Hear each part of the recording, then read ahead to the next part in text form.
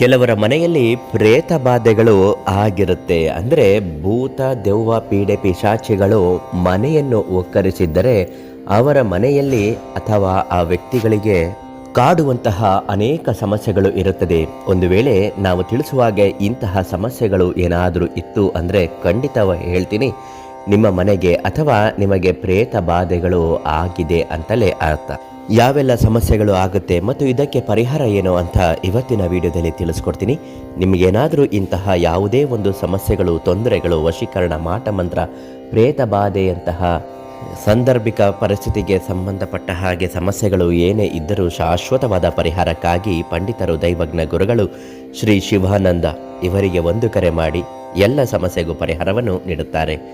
ಇನ್ನು ಪ್ರೇತ ಬಾಧೆ ಯಾವ ವ್ಯಕ್ತಿಗೆ ಆಗಿರುತ್ತದೋ ಅವರು ವಿನಾಕಾರಣ ಸಣ್ಣ ಪುಟ್ಟ ವಿಚಾರಗಳಿಗೂ ದೊಡ್ಡ ಮಟ್ಟದ ಕೋಪವನ್ನು ಮಾಡಿಕೊಳ್ಳುತ್ತಾರೆ. ಅವರ ಕೋಪ ಎಷ್ಟರ ಮಟ್ಟಿಗೆ ಇರುತ್ತದೆ ಅಂತಂದರೆ 5 ಜನ ಬಂದು ತಡೆದರೂ ಅವರು ನಿಲ್ಲಿಸುವುದಿಲ್ಲ, ಇನ್ನಷ್ಟು ಜಾಸ್ತಿ ಮಾಡುತ್ತಲೇ ಹೋಗುತ್ತಾರೆ. ಇವರಿಗೆ ಪ್ರೇತ ಬಾಧೆ ಆಗಿದೆ ಅಂತಲೇ ಅರ್ಥ.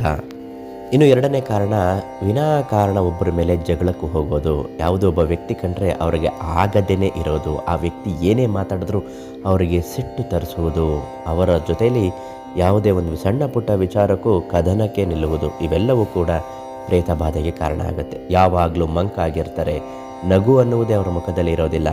ಬೇಡದೇ ಇರುವ ಯೋಚನೆಗಳನ್ನು ಮಾನಸಿಕವಾಗಿ ನೋವುತ್ತಾ ತಿನ್ನುತ್ತಲೇ ಕಾಲ ಕಳೆಯುತ್ತಿರುತ್ತಾರೆ. ವಿನಾಕಾರಣ ಮಾನಸಿಕ ಖಿನ್ನತೆಗೆ ಒಳಗಾಗಿ ಬಿಡುತ್ತಾರೆ. ಸ್ವಂತ ಮನೆಯವರನ್ನು ಕಂಡರೆ ದ್ವೇಷ ಮಾಡುವ ಮಟ್ಟಿಗೆ ಇವರ ಕೋಪ ವಿಕೋಪವಾಗುತ್ತದೆ. ಎಲ್ಲರನ್ನು ನಿಷ್ಠುರ ಮಾಡಿಕೊಳ್ಳುವುದು, ಬೇಡದೇ ಇರುವ ಯೋಚನೆಗಳನ್ನು ತಲೆಗೆ ಹಾಕಿಕೊಳ್ಳುವುದು, ಮಾಡುವ ಕೆಲಸದಲ್ಲಿ ಗಮನ ಕೊಡದೇ ಇರುವುದು, ಶತ್ರುತ್ವ ವೈರತ್ವವನ್ನು ಸಾಧಿಸುವುದು, ತಂದೆ ತಾಯಿ ಕಂಡರೆ ಆಗದೇ ಇರುವುದು, ಮಕ್ಕಳ ಕಂಡರೆ ಕೋಪ ಬರುವುದು, ಒಟ್ಟಿನಲ್ಲಿ ಎಲ್ಲರನ್ನು ಕಂಡರೂ ಕೂಡ ಇವರು ದೂಷಣೆ ಮಾಡುತ್ತಾ ತುಂಬ ದೂರ ಸರಿದು ಏಕಾಂತವನ್ನು ಬಯಸುವ ವ್ಯಕ್ತಿಗಳಿಗೆ ಪ್ರೇತ ಬಾಧೆ ಆಗಿದೆ ಅಂತಲೇ ಅರ್ಥ. ಇಂತಹ ಇನ್ನು ಅನೇಕ ಬೇರೆ ಬೇರೆ ಸಮಸ್ಯೆಗಳು ಇದ್ದಾಗಲೂ ಕೂಡ ಮನೆಯಲ್ಲಿ ಒಂದು ಗೃಹ ಶಾಂತಿ ಅನ್ನೋದನ್ನು ಮಾಡಿಸ್ಬೇಕು, ಗಣಪತಿ ಹೋಮ ಅನ್ನೋದನ್ನು ಮಾಡಿಸ್ಬೇಕು, ಸತ್ಯನಾರಾಯಣ ಪೂಜೆಗಳನ್ನು ಮನೆಯಲ್ಲಿ ಮಾಡಿಸಬೇಕು. ಯಾವ ಮನೆಯಲ್ಲಿ ವೇದಗಳು, ಘೋಷಗಳು, ಮಂತ್ರಗಳು, ಅಷ್ಟೋತ್ತರಗಳು, ನಾಮಾವಳಿಗಳು ಹೇಳುತ್ತದೆಯೋ ಆ ಮನೆಯಲ್ಲಿ ಪಾಸಿಟಿವ್ ಅನ್ನೋದು ಬರುತ್ತದೆ. ಯಾವುದೇ ಮಾನಸಿಕ ಖಿನ್ನತೆ ಇದ್ದರೂ ದೂರ ಹೊರಟೋಗುತ್ತೆ. ಮನೆಗೆ ಅಂಟಿರುವಂತಹ ಕೆಟ್ಟ ದೃಷ್ಟಿ ದೋಷಗಳು ನಿವಾರಣೆ ಆಗುತ್ತೆ. ಭೂತ ಪ್ರೇತ ಪೀಡೆ ಪಿಶಾಚಿಗಳು ಮನೆಯನ್ನು ಬಿಟ್ಟು ಹೊರಟು ಹೋಗುತ್ತೆ. ಪ್ರೇತ ಬಾಧೆಯಿಂದ ಸಂಪೂರ್ಣ ಮುಕ್ತಿಯನ್ನು ಕಾಣಬಹುದು. ಇದನ್ನು ಮಾಡಿಸುವ ಬಗೆ ಹೇಗೆ?